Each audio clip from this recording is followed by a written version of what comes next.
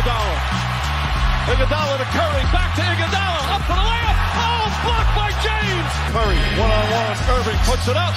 It's good. Kyrie Irving from downtown. The three, steps back, crossover, puts up a three. Rebound James. Second.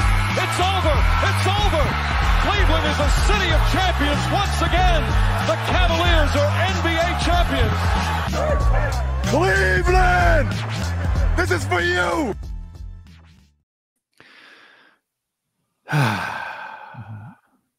What's up, Cavs fans? Welcome to another edition of the Block the Shot to Stop, Cleveland Cavaliers podcast, brought to you by the wonderful people at the Blue Wire Podcast Network.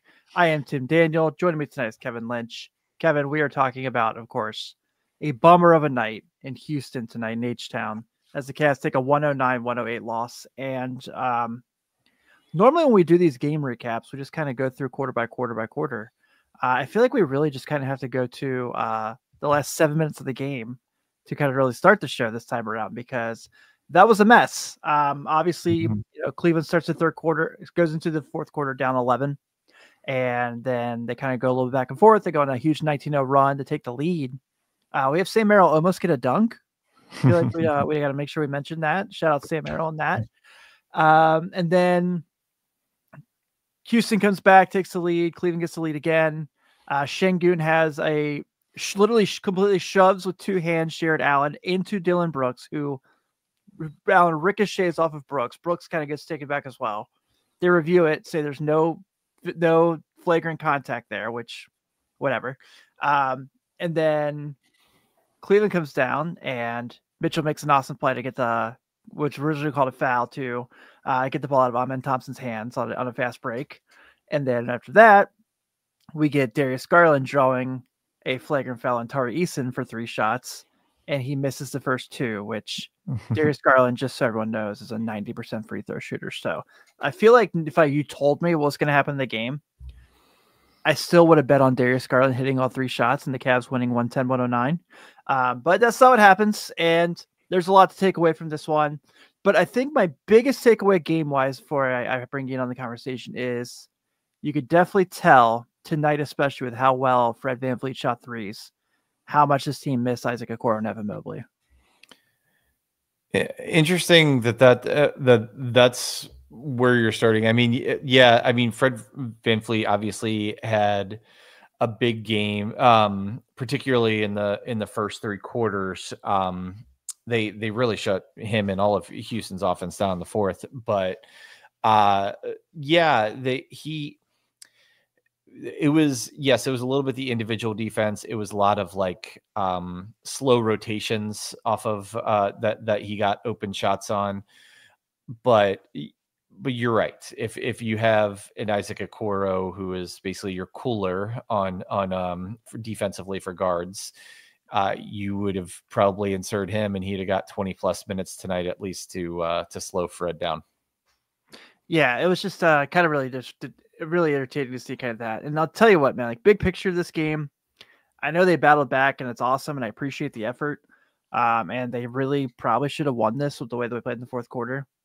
There was a lot about this game that really, really frustrated me. And I was going after the third quarter when they cut it down to 4, and then Houston goes in that 7-0 run to end the quarter.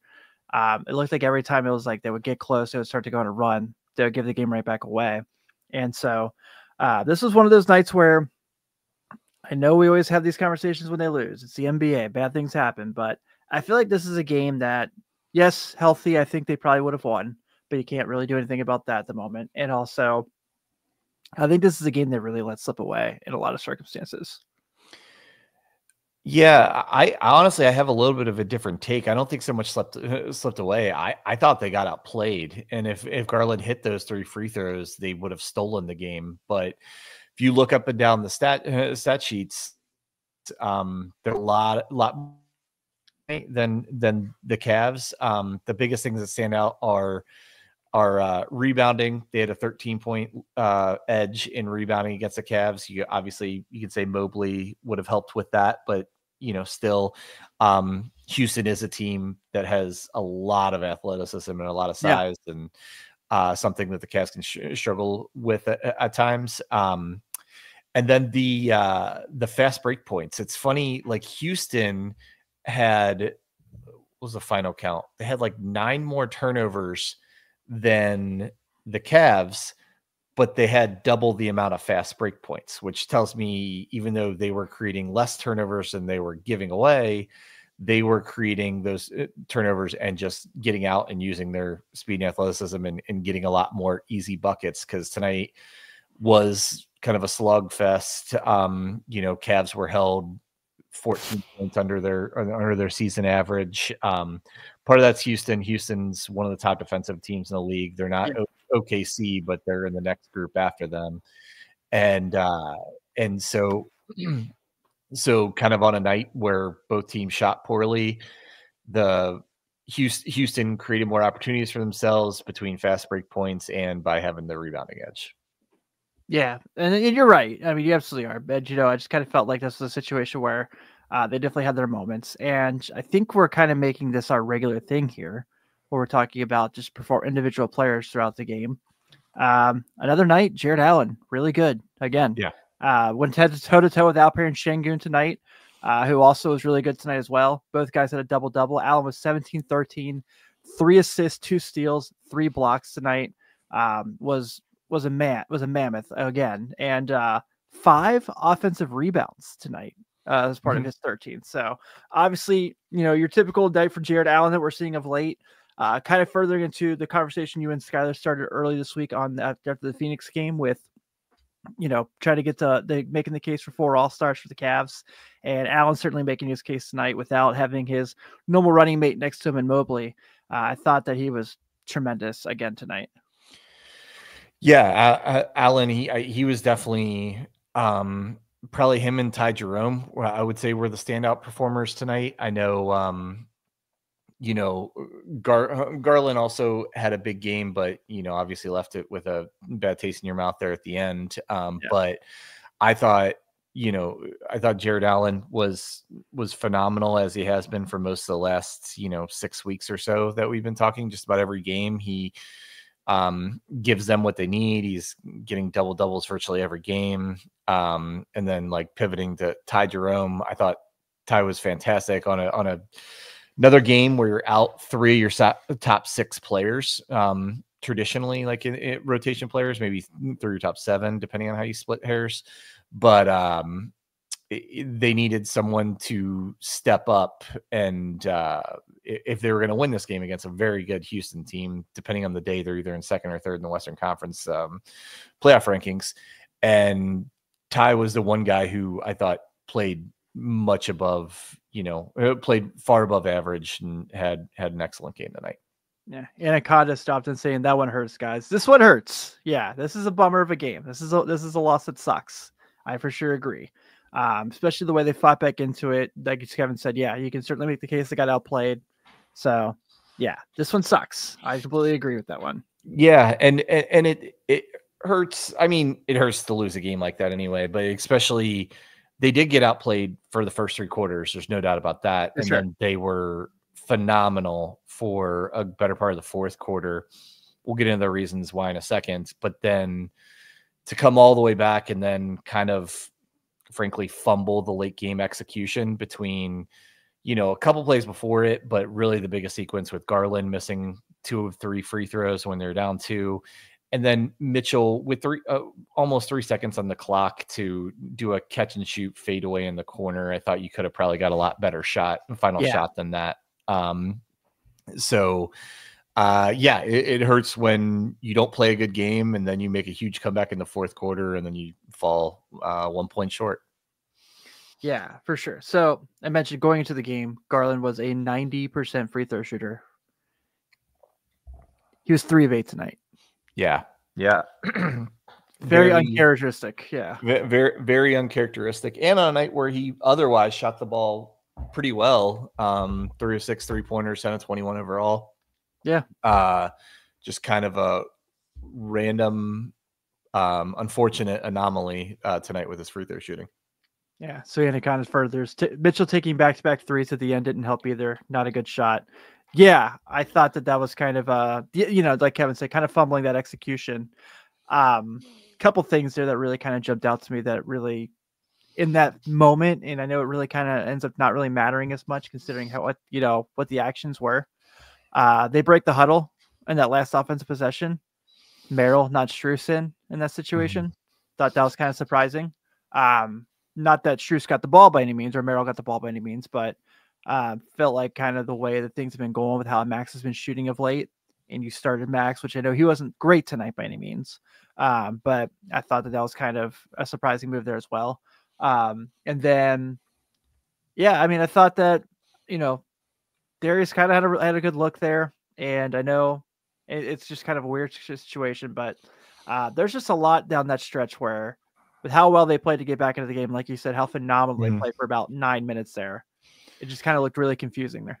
Yeah, it did. And I mean, to your first point, I didn't really mind Strus not being in the game. To be honest, Strus had he had like three good games in a row at the beginning of this month, and he thought, okay, he's finally back. He's got his legs under him. But then, I mean, this was like his fourth kind of subpar game in a row. He's shooting 30% over the last 4 games. Most of those shots coming from 3, virtually all of them. So, and he frankly didn't have a big impact on the game tonight. I thought, so I was okay, especially, I mean, Merrill was definitely a part of that comeback in the fourth quarter. He made a couple key defensive plays. He had a couple buckets. So I didn't mind that as much. But I mean, in all actuality, you're trying to get the ball to either Mitchell or Garland, right? Most probably Mitchell. And I think you could have. I'd rather had him come to the ball at the top of the key because he'd have a chance to catch and take a dribble or two to get a little better, much better shot than he ended up taking.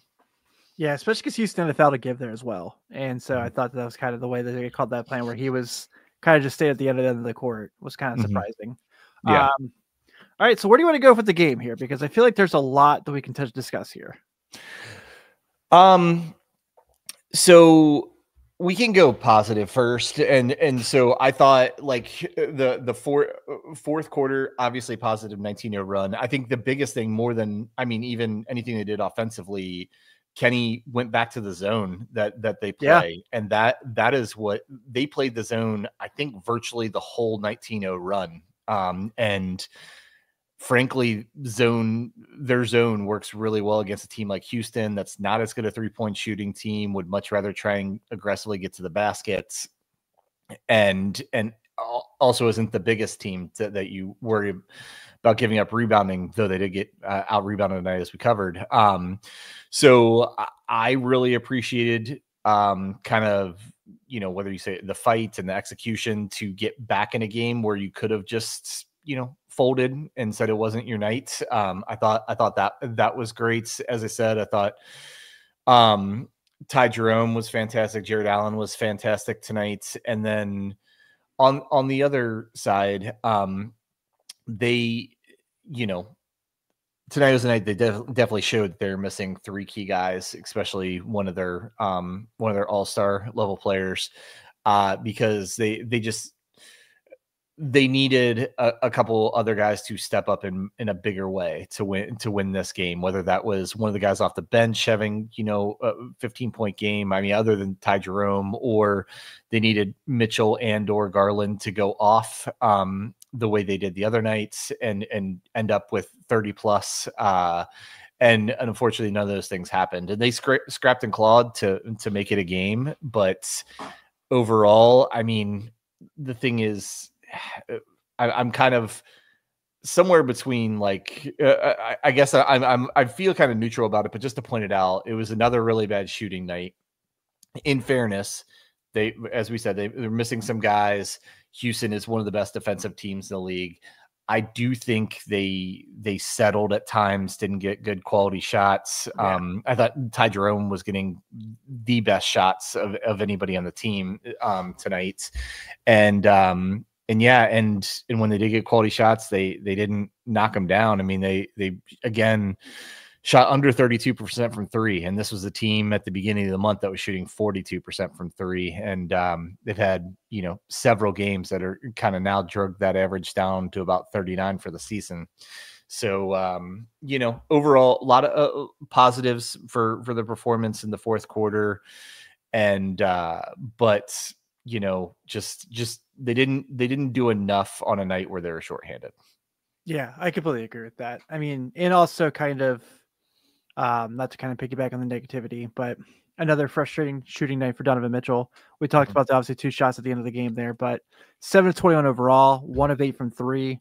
I didn't necessarily feel like he was forcing it until the end. I really thought that, I thought he just wasn't hitting shots, but almost every one of these games, it's when they put a athletic wing with size on him. Like most of the game tonight, Thompson was going. I always get the two brothers confused. I think it's Amen Thompson, right? On Houston.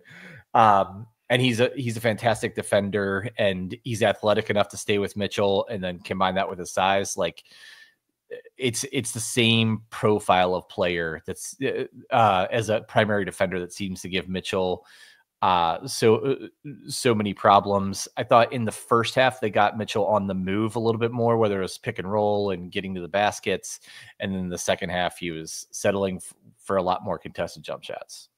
Yeah, I think that's 100% fair to kind of say. Just not, another one of those nights where it just wasn't his night. But otherwise, I thought defensively he was pretty solid.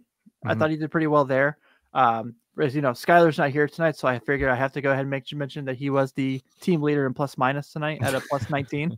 And there's only 2 guys that were double digits, so him and Dean Wade. So, want to make sure Skylar in spirit gets that recognized as well. But yeah, just kind of, one of his nights, like you said. So, Ty Jerome, really, really good tonight. Kind of kept them alive. 3 steals as well. Was really, really active defensively, cutting in the passing lanes.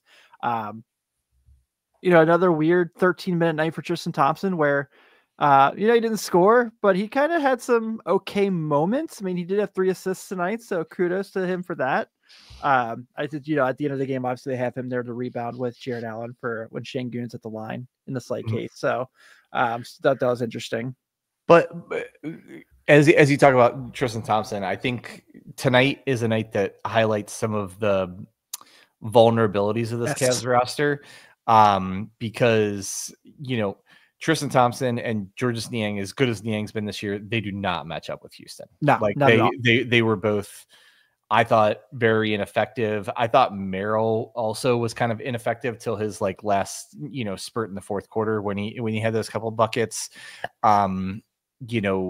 They as much skill and basketball IQ as they have coming off their bench, they don't have the athleticism. Not many teams have the athleticism that Houston does, but really as much as a lot of NBA teams. And I thought it kind of highlighted their deficiencies a little bit. Missing Evan Mobley hour. Hopefully we get Evan Mobley hour on Friday. Hopefully Friday in Philly we have him back. So that's the hope right now, because I guess the conversation is it's more precautionary than anything.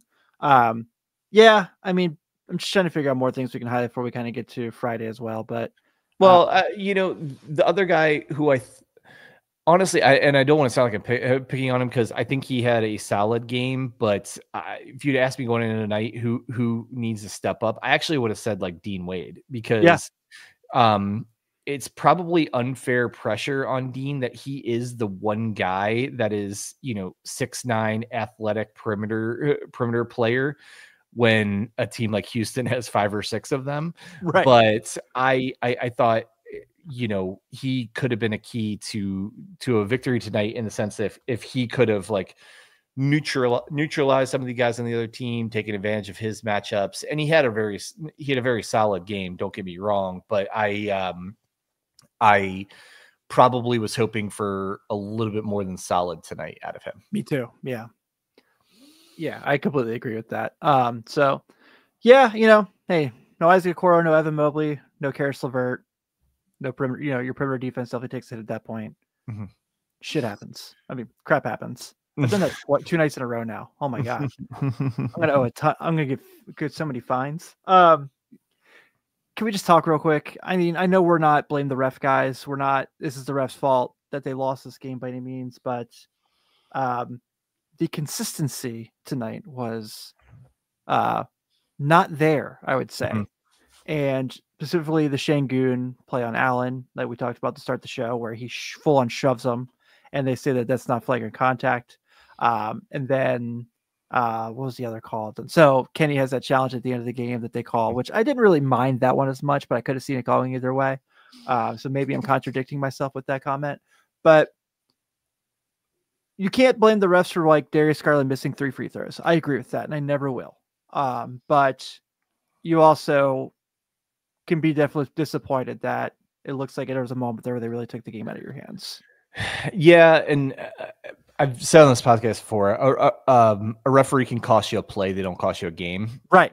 But the other thing that they can do, which I think happened tonight, and it's not even so much like, this team got screwed or that team got screwed or one particular bad call. They didn't really have, I hate to use the word control, but like control of the game. Like things because of the inconsistency that you mentioned. And what that leads to is a very jumbled, unorganized last few minutes of the game when things get really tight. And that's why you have to review 4 or 5 calls in the last 3 minutes of the game. And why, it's one of those things when everyone has their hands up, right? Within, a single play, there's like 3 guys on each team with their hands up because frankly, they don't know what the referee's going to call, kind of based on their performance tonight. So yeah, I'm not a blame the refs guy, not the game they lost, but if anything, you could say the refs were responsible for the end of game being so disjointed as either team was. Yeah, I completely agree. Anything else on this game before we discuss Philly? No, I mean the only other thing I was really going to highlight, and I know you brushed on it, was Mitchell. I mean, it's almost becoming consistent now that when they play these very athletic, very big teams, he's struggling consistently to the point where I think it's now time that the Cavs have to take some kind of, I'm not saying action, take Donovan Mitchell out of the game. Like, it's crazy. No. I'm saying run a little bit different offense, change substitution patterns. So he's maybe, he can get some minutes against when the primary defender, the best wing defender on the other team's on the bench. Like I said, maybe put him in more pick and rolls. It's Garland doing a lot more pick and rolls than him, but something to free him up and get him off of those guys. I mean, I'm not saying he can't beat and score against guys like Amon Thompson or Tari Eason or Cam Whitmore. They have like just loads of these guys on Houston. They're all like the same prototype player, like for sure. But I do think it's at the time now where this is becoming a consistent enough problem that the Cavs and Kenny, I'm putting it on Kenny Atkinson as much as I am Donovan Mitchell. Like, it's time for a counter move to get Mitchell better opportunities and to be able for him to be more productive when they go against teams like this. Yeah, I agree. Because if you look at these 2 games he's had of late where he's been really, really good, Indiana, Indiana, Andrew Nembhard's guarding him, and that's a guy where he can kind of fully take advantage of the matchup with his abilities. And I really like Andrew Nembhard, so that's not me insulting him. Phoenix, Devin Booker for sure has left his defense in Paris this past summer. He did not bring it back to the States with him. So in that Phoenix game when he was kind of matched on Mitchell, or Tyus Jones was matched on Mitchell, sometimes Ryan Dunn. Those were matches he was able to take advantage of. And like you said, yeah, I agree. So you go to this Philly game this week where you never know who's going to play. I mean, you literally we could go to this game and be like all 3 being, and I guess Embiid's not playing. We know that. But, Maxey, George, Cody Martin could all play, or none of them could play. And you just never know anymore. So it's hard to prepare for. But there are definitely favorable matchups for Donovan Mitchell against the Sixers that I think we can take advantage of. And I think, like you said, those high screen pick and rolls, those dribble drives, those dribble handoffs where he can cut. I think these are situations where you can really take full advantage of Mitchell kind of getting more active and getting him better shots. So I think once you kind of get that in there, it's going to be okay. And the reason this is important, it's not so the Cavs can win even more regular season games. This is for the playoffs, because when they go into the playoffs, they're going to play teams that have multiple guys that are that type of defender to go up against Mitchell virtually every series they could possibly play. Like if they make it far, Boston, New York are 100% those type of teams. But even in early round matchups right now, they're projected to go against, the Hawks or the Magic in the first round. You're talking Jonathan Isaac, you're talking Jalen Johnson, Dyson on the Hawks. So like this is a problem, and the Cavs haven't had a ton of problems this year, but this is, I think you're at it's not a panic, but it is a problem that you have to figure out how when you go up against teams where Donovan Mitchell has a disadvantage matchup, like it's kind of proven to be, what counter move do you make to get him going or adjust the offense? Do you just make him more of the facilitator and scoring be damned, but he goes into more playmaking role, and then you play Garland off the ball and take advantage of Garland's matchups. Something else that he's had enough of this game. It's definitely I'm gonna look for, and I need to look at the schedule coming up. But like when I think there's probably 6 to 8 teams in the NBA that kind of hit this, have those type of players like profile that he really struggles against. I really want to see when the next few times the Cavs go up against those type of teams, what they do on the offensive end concerning Donovan Mitchell. Yeah, I'm looking forward to it as well. So I was looking ahead. So Philly will have 3 days off come Friday. They last played last night in Denver. It was horrible. They lost 144 to 109. Kevin, this was their starting lineup last night. Tyrese Maxey, Eric Gordon, Paul George, Kelly Oubre, Andre Drummond. So Tyrese, you know who their second leading scorer was in this game? I don't. I didn't watch that one. Lucky you. It was Gershon Yabusele with 22 behind Maxey's 28. He's had as good a year as anybody on that team. Yeah, he really has. So obviously Cleveland's already played this team. They've already beat them. Like I said, the only thing we know is Embiid's out for another certain amount of time. I don't know. A lot of people seem to be thinking he was ducking Jokic, and you can make the case that might be true or not. I don't like to do that, but the hell his season's gone for him. Who knows? But I feel like this is a nice chance for the Cavs to bounce back. And I know I say this a lot when we have these next games, we do these next game previews, but you're going to have plenty of opportunities against this team who obviously is extremely underperformed, is not healthy at all. The last time you played in Philly, they had Jared McCain, and he had that incredible game. He's out for the year now, so you can take advantage of that situation. This is a game you really, I don't like to say must win necessarily, but it's one you certainly need to have in your back pocket and figure out a way to put it together. Yeah, I agree. And kind of just, I guess, rubbing on my point about Donovan Mitchell and the type of teams he struggles against. 3 of the next 6 games, not in order, but they play Houston again Saturday night, and then in short order they play Atlanta and Boston. Those are 3 teams that have the type of defenders that that Mitchell struggles against. So assuming he plays and the guys on the other teams play, those are 3 games I'm going to really key in on what Donovan Mitchell does, not only from a stat perspective, but how he looks in the game, what the quality of shots he's getting, the aggressiveness, the playmaking. I think those 3 games are 3 that I would really pay attention to him and see hopefully a little bit of improvement from how it's been lately. Yeah, and I mean, so you're looking at Atlanta, it's probably Jalen Johnson, DeAndre Hunter, Boston. Yeah, you got a lot of guys there. Drew Holiday, even specifically, who is not necessarily in that size you're talking about, but is a guy who really likes to have those head-to-head matchups. Derek White.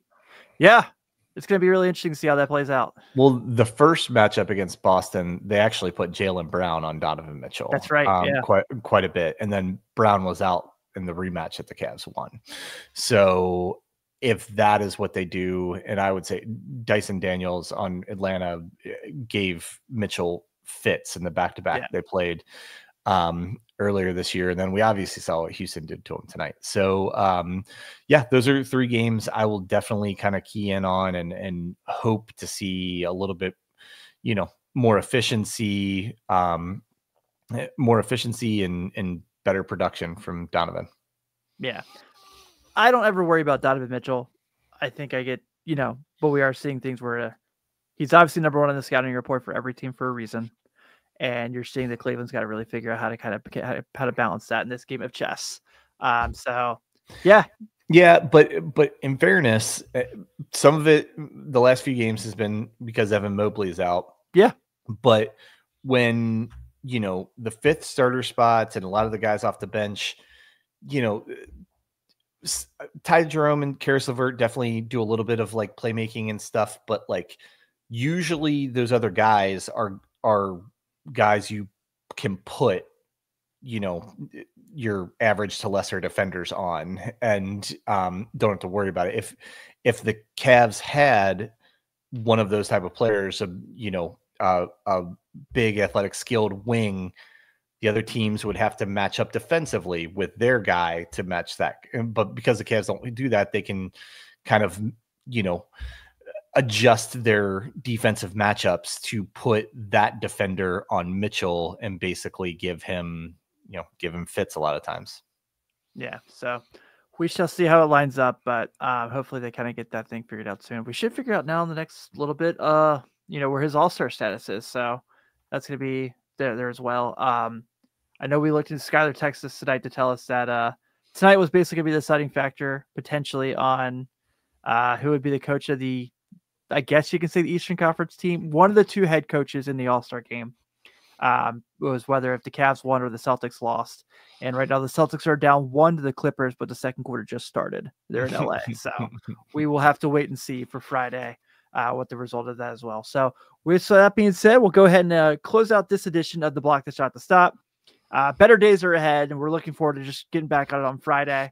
Myself and Scott will be here Friday for that game. So looking forward to seeing how the Cavs respond. But thank you all again for tuning in. Shout out Anaconda for hanging out with us tonight with some really insightful comments to get the conversation going. We definitely appreciate that as well. If you are just checking us out for the first time, whether it's on YouTube, Facebook, or your podcast app of choice, please take a moment to give us a subscription and a nice review to help us fight the algorithm and get our name out there as well. So on behalf of Kevin Lynch and Skylar Webker, this is Tim Daniel. Have a great night, and we shall see you on Friday. All right, go Cavs.